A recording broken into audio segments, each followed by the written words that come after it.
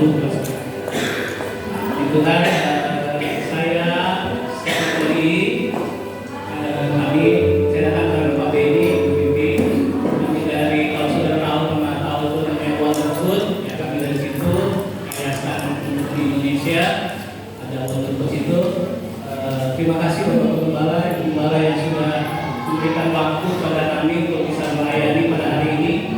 Sebenarnya saudara, kita kalau ya dikatakan nama batulan begitu saudara ya, melayani itu sebenarnya kita sedang melayani sebenarnya, tapi sedang dilayani oleh Tuhan sendiri ya. Karena setiap orang yang berdiri ini pasti mengalami pelayanan dari Tuhan pertamanya ya. Kenapa dia bisa melayani? Karena dia sudah dilayani terlebih dahulu. Ya sudah, itu jadi kekuatan dalam kehidupan kita. Jadi bukan karena sekolahnya ini, sekolahnya itu, karena dia ini enggak, tapi semua karena Tuhan ya. Saya sama Bapak itu sama-sama orang Manado gitu.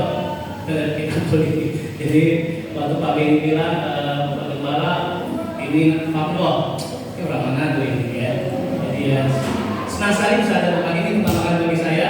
Saya bersyukur itu semua karena kebaikan Tuhan, kemurahan Tuhan. Saya berharap kita boleh bertambah terus gitu. Dan boleh menjadi berkat bagi banyak orang. Puji Tuhan, saudara, diberkati dan puji-pujian tadi. Haleluya, luar biasa ini. Ibu mana tadi dia? Waduh, ya semangat sekali orang harus sekali. Itu semangat kebaikan Tuhan. Baik, saudara, saya kira, saya percaya, saya nggak tahu berapa tahun saya berada di sini ya. 19 tahun sudah, itu luar biasa. Dan saya percaya itu melewati banyak pergumulan. Terus Pak Gembala ya, teman yang semuanya tahu sih pergumulan. Tapi saya percaya kalau kita bisa ada sampai hari ini itu karena semua kebaikan. Mari kita membaca dalam Tuhan pasal 3 ayat 1 dengan 10. Saya berbicara tentang perjalanan hidup. Perjalanan hidup.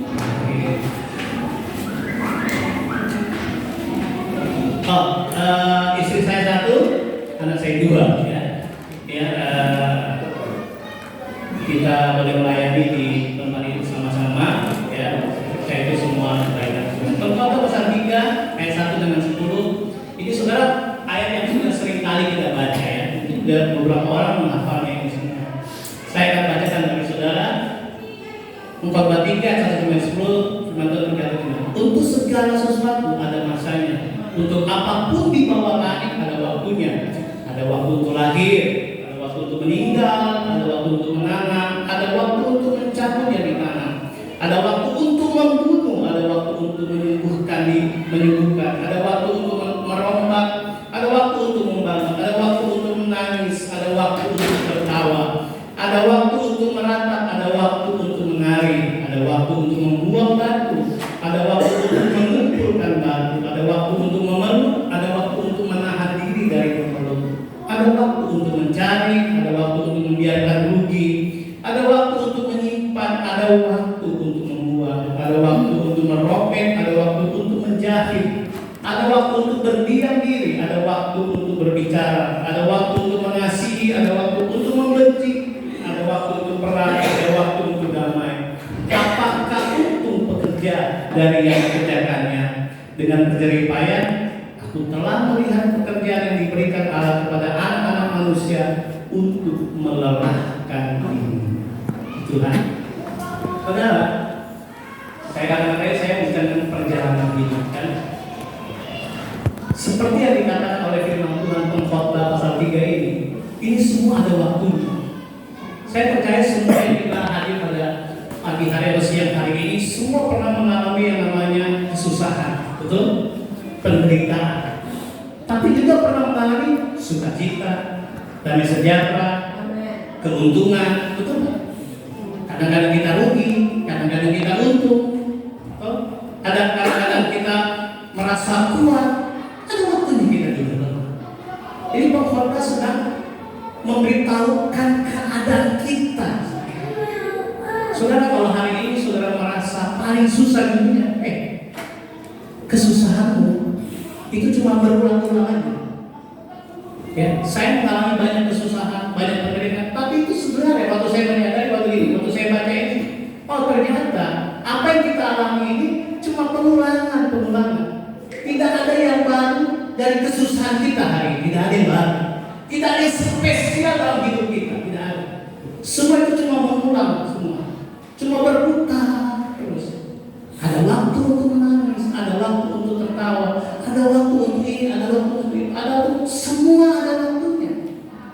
sementara. Amin.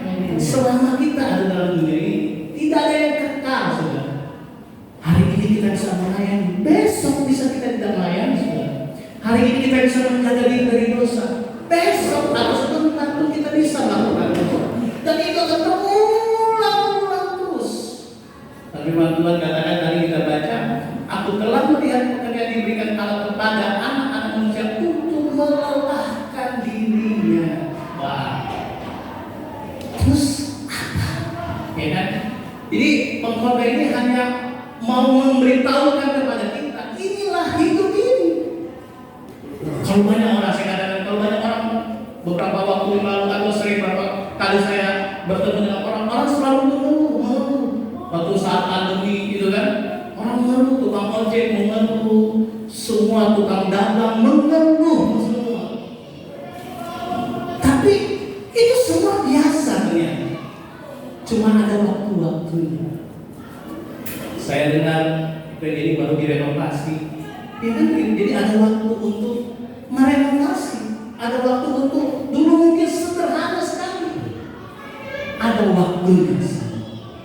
Dan saya mengatakan tidak ada yang baru dari hidup kita lagi, tidak ada, semua sama saja.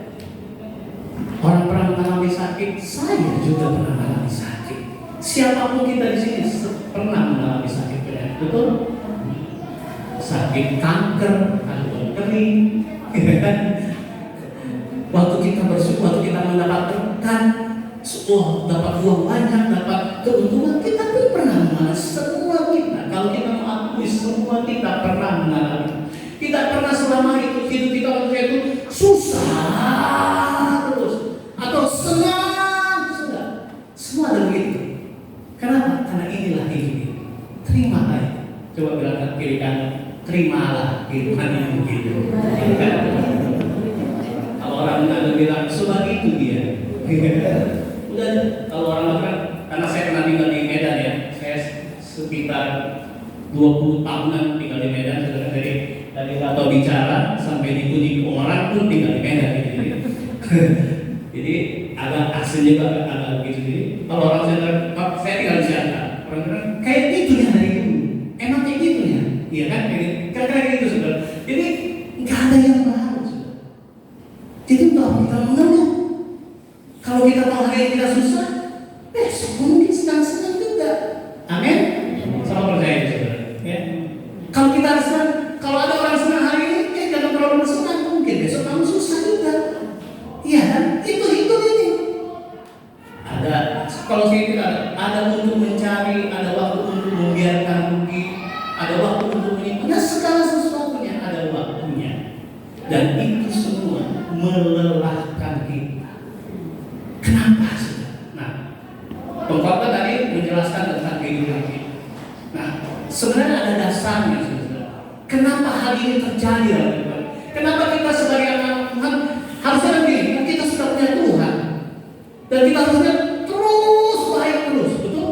Ini kita terus berprogres, baik terus. Kalau hari ini dapat 50.000, minggu depan 100.000, kalau dapat 100 minggu depan 100.000, 1 bulan kemudian dapat 500.000, kan begitu? Pengennya untungnya untung terus begitu, betul saudara? Bukankah itu usaha kita? Amin. Bukankah itu bukankah itu sebenarnya motivasi hati kita? Kebanyakan orang, saya nggak tahu, tapi kebanyakan orang datang ke gereja untuk apa? Supaya hidupnya terus bahagia, terus sehat terus, betul? Ada yang datang ke sini supaya rugi? Kan nggak ada. Kita pengen hidupnya baik terus, bukankah itu? Makanya kan kita sering bilang ini, dalam makanya kita sering mengeluh, saudara. Karena gini, waktu kita mengalami kesusahan, kita berprotes, Tuhan, janjimu kan bilang begini. Kayak gitu kan sebenarnya, seperti itu kan. Tuhan, tadi saya dengar khotbah, saya tadi berkati Tuhan, kok saya nggak nih? Saudara, ada yang membuat itu semua menjadi alasan. Nah, hari ini saya ingin sedikit membuka pikiran kita. Apa yang menjadi penyebab ini semua? Ya, mungkin khotbah saya hari ini agak berbeda dengan khotbah yang lain. Tapi saya bisa percaya Tuhan sedang. Saya juga nggak tahu kenapa saya harus siapkan khotbah ini. Tapi mari kita lihat bersama, pasti ada sesuatu yang Tuhan ingin dalam kehidupan kita semua masing-masing ada di dalam ya. Saudara, kenapa ini bisa terjadi? Mari kita lihat. Kita lihat di dalam Kejadian pasal 2 ayat 8. Ini ya, kita harus melihat dari awalnya kehidupan kita. Ya. Kan kita bertanya, kenapa ya saya harus jatuh bangun? Saya udah doa puasa loh. Kenapa saya masih jatuh dalam dosa ini lagi? Kenapa saya nggak bisa breakthrough kata orang gitu? Ya kan begitu.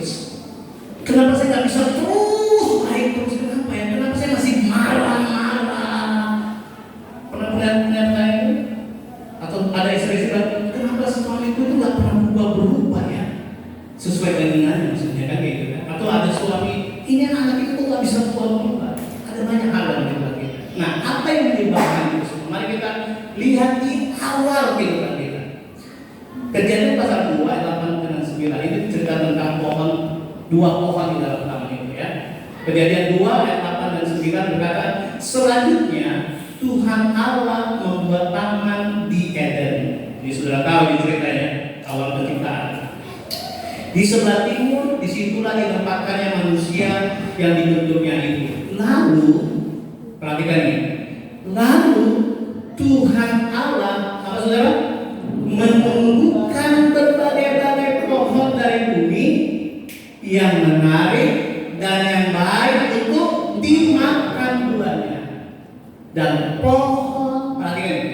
Dan pohon kehidupan di tengah-tengah taman itu, serta pohon pengetahuan tentang yang baik dan yang jahat.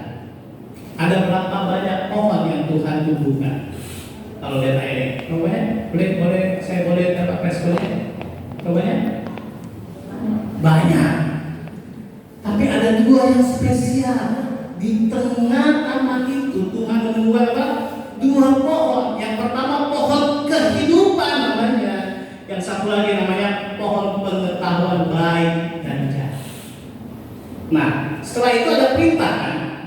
Ada perintah, jangan kau makan pohon yang pengetahuan baik dan jahat kata firman Tuhan. Kalau saudara bisa baca terus nanti ada begitu. Saya nggak punya waktu untuk baca semua, tapi kalau saudara baca di rumah pasti ada ya. Yang dari jangan kau makan buah itu. Ketika engkau makan buah pohon pengetahuan baik dan jahat, engkau akan mati.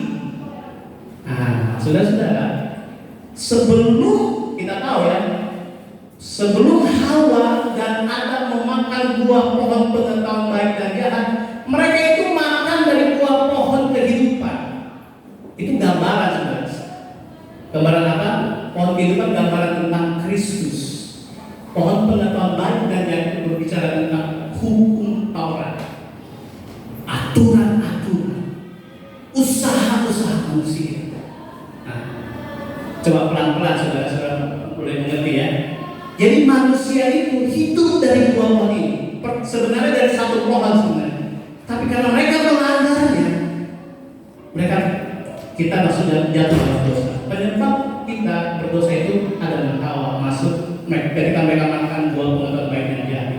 Saudara, saya baca lagi. Sebelum mereka makan buah pengetahuan baik dan jahat, selama itu kita nggak tahu waktunya kapan. Karena itu pasti berpengalaman.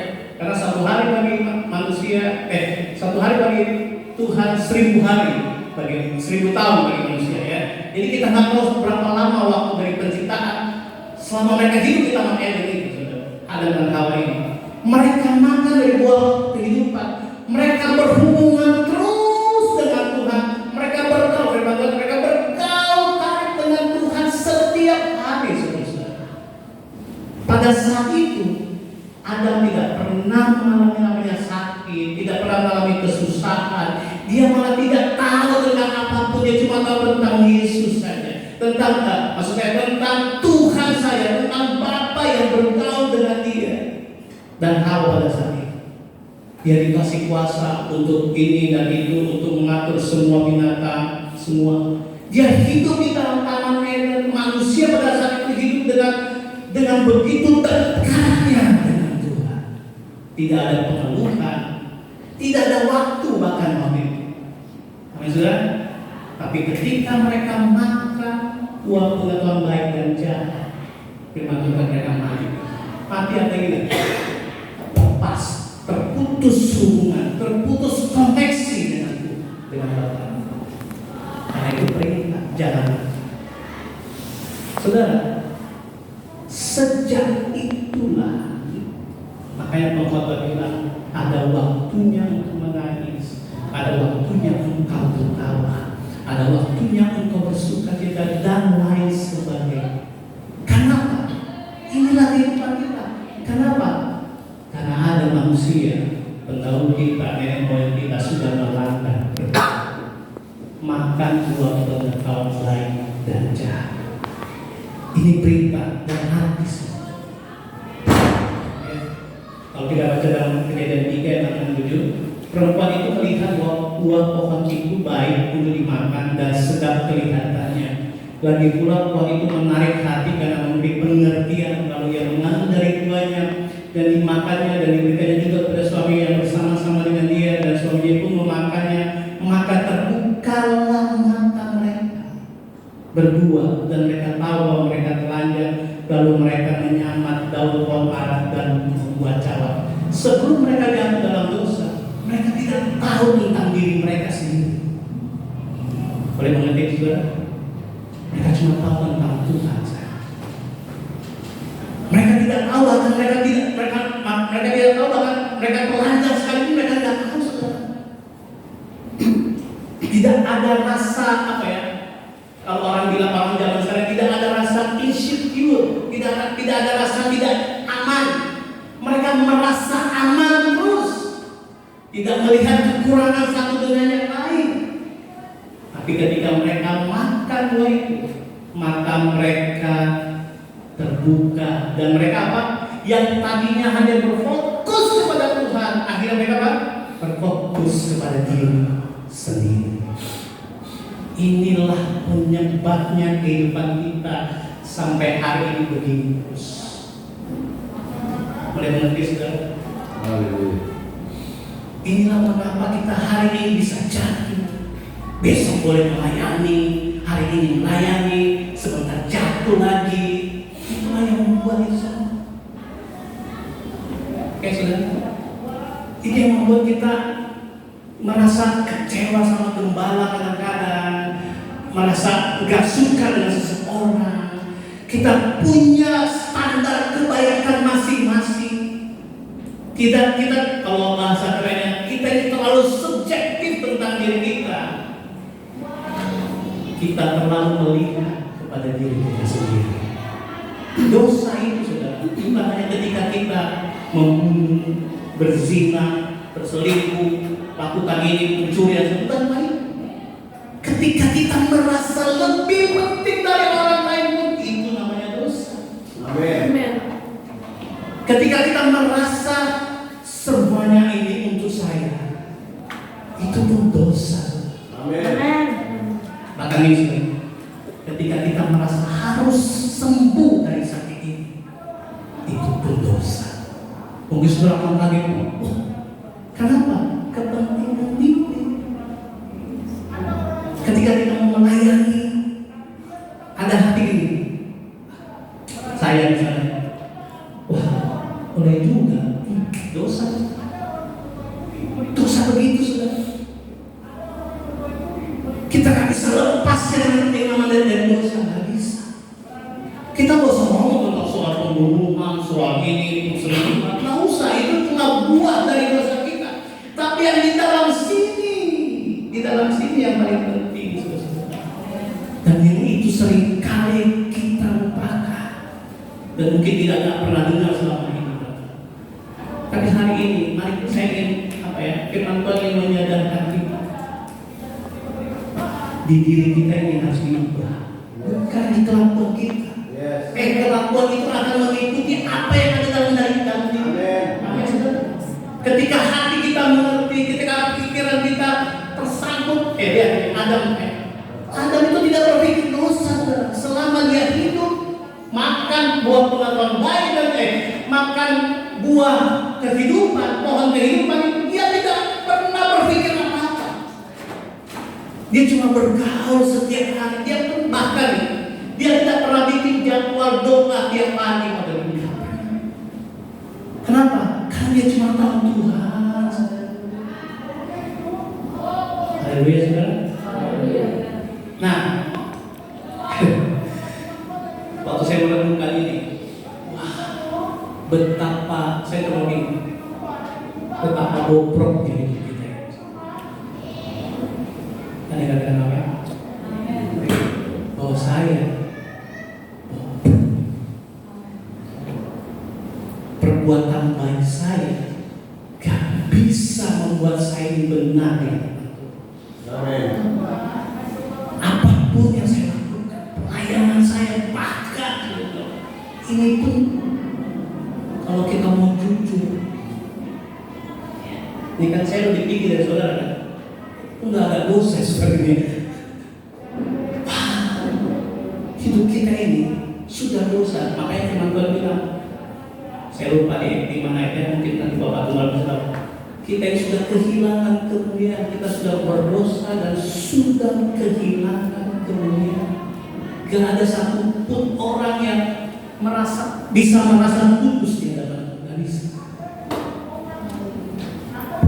Tapi jangan berhenti sini saudara ya. Nanti cuma wah kalau begitu kita nggak perlu ke gereja nih. Ya. Saya harap saudara akan mengikuti ini terus, karena ini nggak bisa dipotong-potong ya. Jangan dipotong-potong, rekamnya jangan dipotong-potong ya. Karena kalau dipotong bahaya ya. Nanti kita nggak bisa punya pengertian yang benar. Nah, saya mau ceritakan inilah fakta kehidupan. Saya cuma menceritakan kepada saudara tentang fakta kehidupan kita, bahwa kita ini bukan siapa-siapa, bobrok adanya, pendosa. Mungkin saudara kan saya nggak pernah berbohong, saya kan baik harmonis. Saudara, dosa itu bukan soal tindakan. Tapi siapa? Karena firman Tuhan bilang satu orang yang berdosa, seisi dunia pun semua berdosa.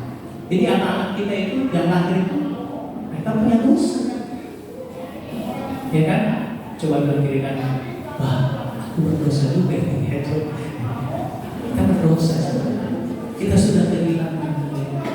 Kita tak bisa melakukan segala sesuatu apapun. Bahkan pelayan hingga membuat kita bisa selamat. Tidak bisa. Sehebat apa kita main musik, main sesungguh-sungguh apapun kita tidak bisa. Karena di hati kecil kita pasti gini. Saya mau kayak gini sih. Saya perlu gini. Saya mau itu kan begitu saudara. Kalau kita apa di sini melayani ini orang ini kan paling rawat ya. Ini tempat kalau dalam pelayanan ini tempat yang paling rawat.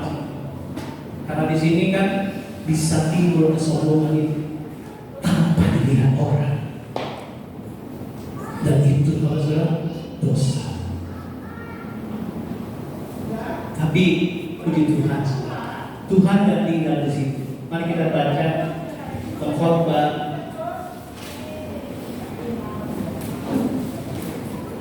pasal 3 tadi. Tapi Tuhan tidak tinggal dia.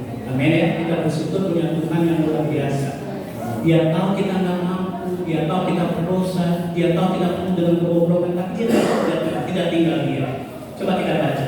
Khotbah 3 ayat 11. Tadi 1 sampai 10, sekarang 11 sampai ayat 11 ya. Tetapi Khotbah 3 ayat 11. Ia membuat segala sesuatu indah pada waktunya. Bahkan ia memberikan kekekalan dalam hati mereka. Tetapi manusia tidak dapat menyelangi pekerjaan yang dilakukan Allah dari awal sampai akhir. Kan saudara, waktu saya baca ini, wah betapa beruntungnya ini saudara. Kita yang punya fakta nggak mampu, tadi yang saya katakan tadi semua, kebobrokan kita, kesombongan kita, keakuan kita, tapi Tuhan kasih yang luar biasa. Saya baca lagi, iya, coba perhatikan, ada kata iya, siapa ya? Tuhan. Yang apa? Membuat segala sesuatu indah.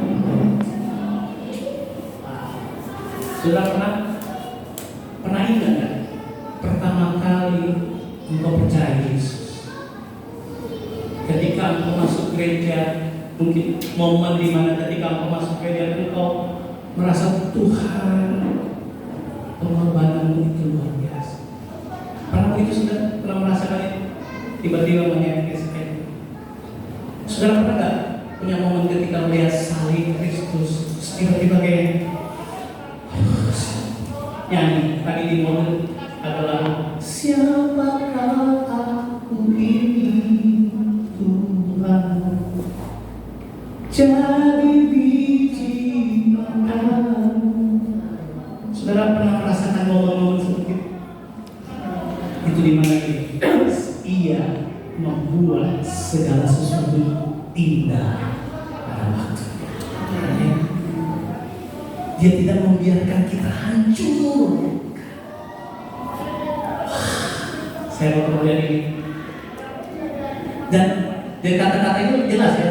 Ia membuat, bukan kita yang membuat. Kita berusaha untuk baik, loh saudara. Saudara datang ke gereja kan untuk baik. Saudara melayani, saudara melakukan. Karena saudara tahu, saudara bodoh, dan saudara ingin merubah itu semua. Benar kan saudara? Saya ingin merubah itu. Tapi itu gak membuat kita bisa berubah. Jatuh lagi, jatuh lagi, jatuh bangun. Kata penyanyi dangdut itu sudah jatuh bangun. Tapi lihat saudara, tiba-tiba Tuhan bilang, iya, Tuhan membuat segala sesuatunya indah pada waktu. Ini bicara tentang apa? Ini bicara tentang inisiatif Tuhan yang datang kepada kita. Kalau saudara baca Yohanes pasal yang 15, disitu dikatakan, saudara bisa baca ayat 15 ayat 18 sampai 19, Yohanes 15 ayat 15 sampai 16. Itu semua dikatakan nih, bukan kamu yang memilih aku, tapi aku, Tuhan yang memilih. Amin, saudara. Kalau kita bisa ada dalam perkenan Tuhan, it's only by His grace. Waduh, saudara tahu artinya ini? Aduh, ini saya waktu masuk tadi saya kaget benar. Ini ajaib, saudara-saudara. Bukan karena kekuatan kita. Amin. Bukan karena engkau rajin berdoa, bukan karena engkau rajin memberikan segala pelayanan, bukan karena semua yang kita lakukan, bukan karena kebaikan kita, bukan karena kita memberi sedekah kepada orang lain, makanya kita bisa keselamatan itu. It's only by His grace, hanya karena kemurahan Tuhan dalam hidup kita. Kita nggak mampu. Saudara, mungkin program apapun di gereja ini nggak mampu membuat kita ini sampai kepada surga. Hanya Dia. Agama, saudara, saya kasih tahu. Agama itu usaha manusia untuk mencapai Tuhan. Kekristenan bukan gitu, saudara. Saudara mesti tahu nih. Kekristenan bukan cara kita atau usaha kita untuk Tuhan. Agama tadi adalah usaha manusia untuk mencapai Tuhan, untuk mencari Tuhan. Tapi kekristenan adalah usaha Tuhan untuk mencari kita dan mendapatkan kita. Dan hari ini saya dan saudara didapatkan, ditemukan oleh Sang Kristus yang luar biasa dalam hidup kita. Amin, saudara.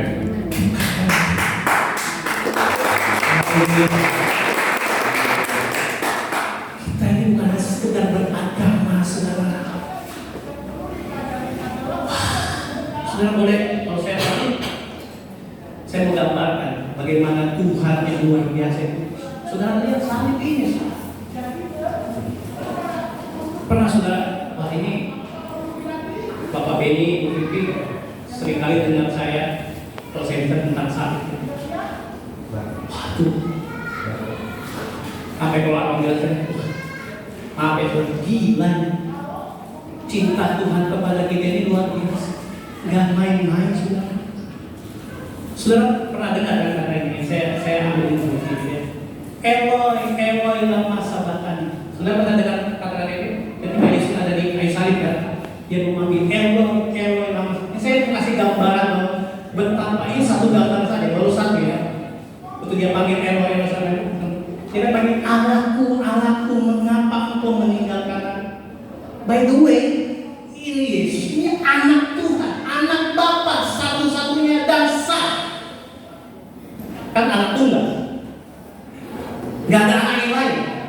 Punya Bapa itu cuma Yesus. Kita ini bukan. Kita ini cuma ciptaannya saja, saudara. Tapi dia, saudara, waktu dia panggil Elon, dia nggak panggil Bapa itu Bapa. Kalau saudara perhatikan dalam Injil, di mana Yesus ada pada saat itu, pada masa itu, Yesus nggak pernah, Tuhan itu dia nggak pernah panggil Tuhan. Dia panggil Bapa. Dia bilang ini, Bapakku yang mengutus aku. Kalau engkau melihat aku, engkau akan melihat Bapa. Selalu Bapa, selalu Bapa. Yesus itu berkata kepada Allah itu Bapa, Bapa, Bapa. Karena memang dia anak sah. Karena dia memang anak tunggal Tuhan, satu-satunya. Tapi satu kali saja di kayu salib, pertama dan terakhir, dia panggil Allahku, Allahku, mengapa engkau meninggalkan aku? Saudara tahu kenapa? Karena pada saat disalib itu, dia merelakan anak, status anaknya dihapus karena dosa kita.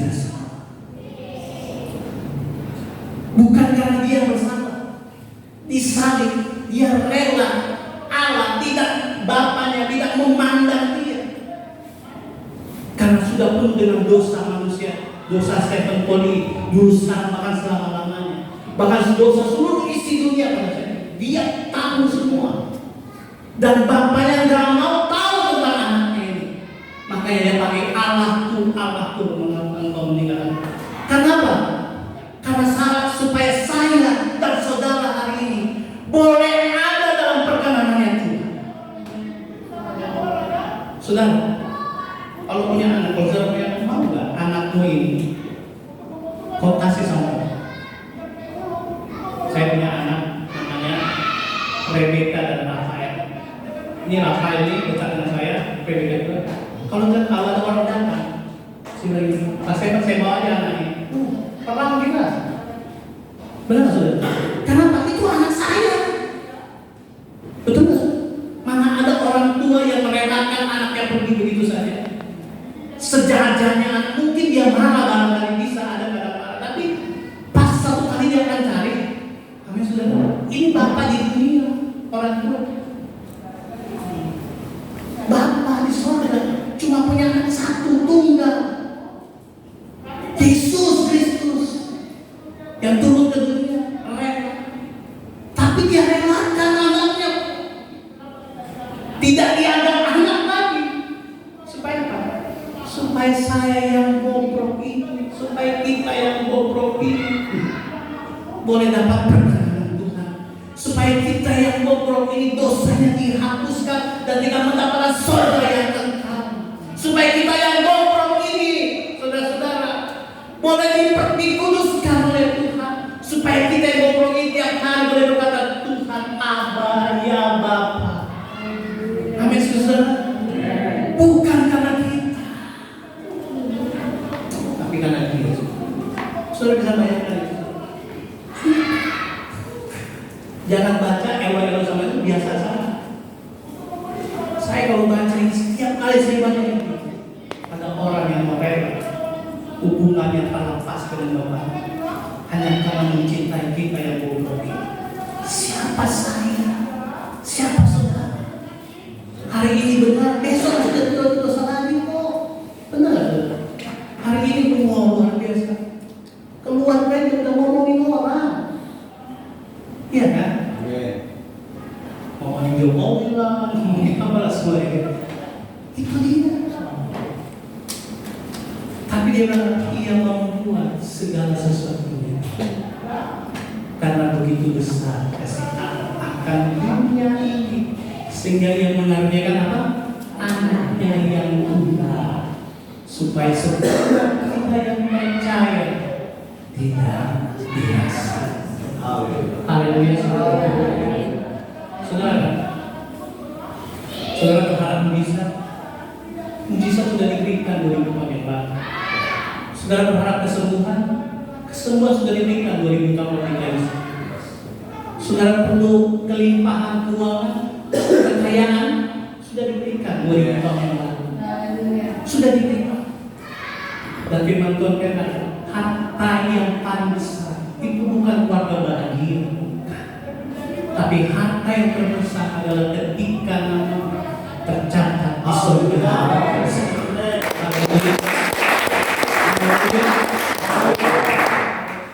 Kalau ada orang dunia bilang harta yang paling penting adalah keluarga. Gitu ya. Ini cuma di dunia. Kita bukan warga dunia. Amin. Kita warga kerajaan surga. Kapan kita ditebakkan? Ketika Yesus mati di kayu salib. Ketika dikatakan sudah selesai. Dosamu sudah selesai. Kesusahanmu sudah selesai. Kenapa? Sudah berkata, tapi kan saya masih susah, masih dicil-cil, masih dicil. Saudara, ini sementara.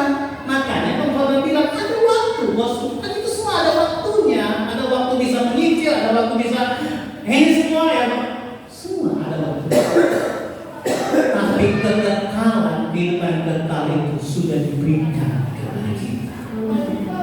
Dan tidak ada satupun orang yang dapat mengambil, merampas dari tangan Tuhan. Amin.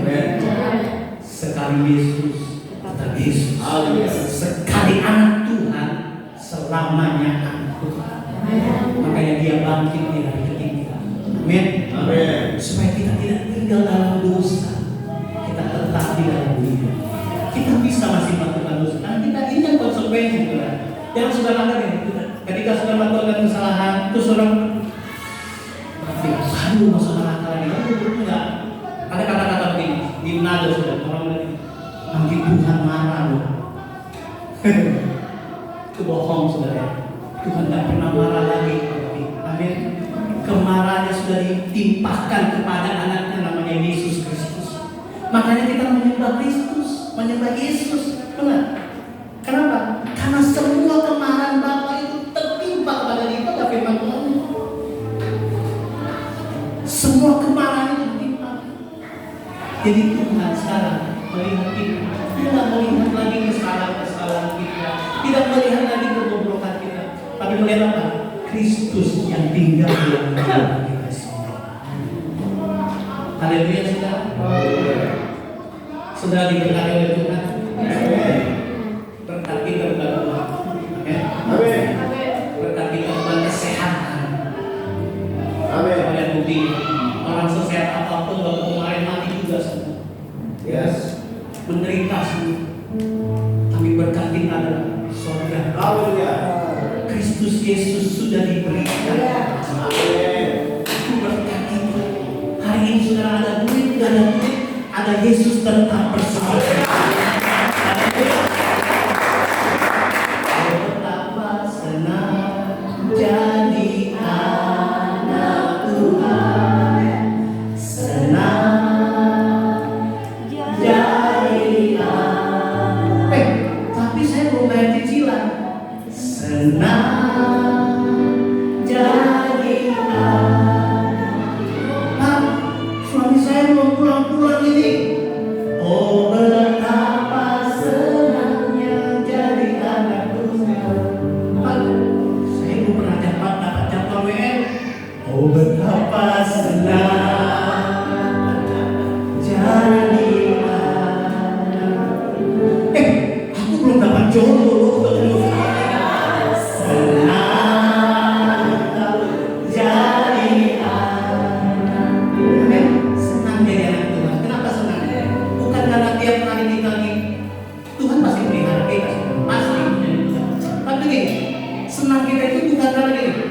Kita hari ini dapat uang, dapat pekerjaan, dapat ini. Karena ada waktunya. Bukan itu senang kita. Kita senang apa?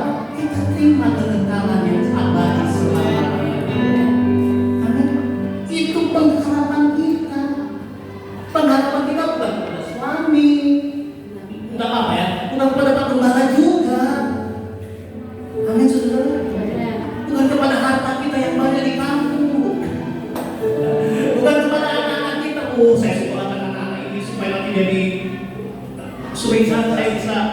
dibiayai oleh mereka. Kecewa, saudara. Kecewa.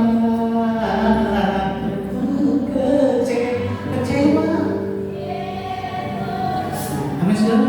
Tapi pengharapan kita di dalam Kristus Yesus. Kenapa? Karena Dia sudah menyelamatkan kita dari dosa kita yang harusnya kita dibuang, yang harusnya masuk ke neraka, saudara. Tapi Dia menyelamatkan kita dan memberikan kehidupan yang kekal. Saya tutup dengan satu ayat ini. Ini sudah kasih kode-kode kan? 1 Petrus 1 ayat 3 sampai 6. Saya tutup dengan ini, saudara. Terpujilah Allah dan Bapa Tuhan kita. 1 Petrus 1 ayat 3 sampai 6. Terpujilah Allah dan Bapa Tuhan kita Yesus Kristus, yang karena rahmat-Nya yang besar, only by His grace, itu ya. Karena rahmat-Nya yang besar telah melahirkan kita kembali. Di mana, saudara? Di kayu salib, saudara. Oleh kebangkitan Yesus Kristus dari antara orang mati kepada suatu kehidupan yang penuh pengharapan. Apa itu penuh pengharapan? Untuk menerima suatu bagian yang tidak dapat binasa. Wow, senang sekali bahasanya ya. Untuk menerima suatu bagian yang tidak dapat binasa, yang tidak dapat cemar, dan yang tidak dapat layu, apalagi yang tersimpan di surga bagi kita semua, yaitu kamu yang dipelihara dalam kekuatan Allah karena imanmu, sementara kamu menantikan keselamatan yang telah tersedia untuk dinyatakan pada akhirnya. Bergembiralah akan hal itu. Amin, saudara. Bersukacitalah karena itu, bersyukurlah karena itu, sekaligus sekarang ini kamu seketika itu apa? Sementara. Hanya pada itu ya, harus berduka cita oleh berbagai-bagai percobaan. Jadi yang kita harapkan bukan suami pulang bawa uang banyak, bukan itu yang kita harapkan. Amin. Yang kita harapkan adalah Yesus sudah memberikan kehidupan yang kekal bagi kita. Ada ayat lagi. Apa gunanya kita memiliki seluruh isi dunia, benar? Kalau kita kehilangan nyawa. Dan sekali lagi, bukan karena kita. Ini semua terjadi yang Tuhan berikan, surga yang kekal, keselamatan yang luar biasa. Itu bukan karena kita, tapi semua is only by His grace. Amin, saudara. Hanya karena Tuhan. Coba kita kiri kanan, hidupmu hanya karena Tuhan.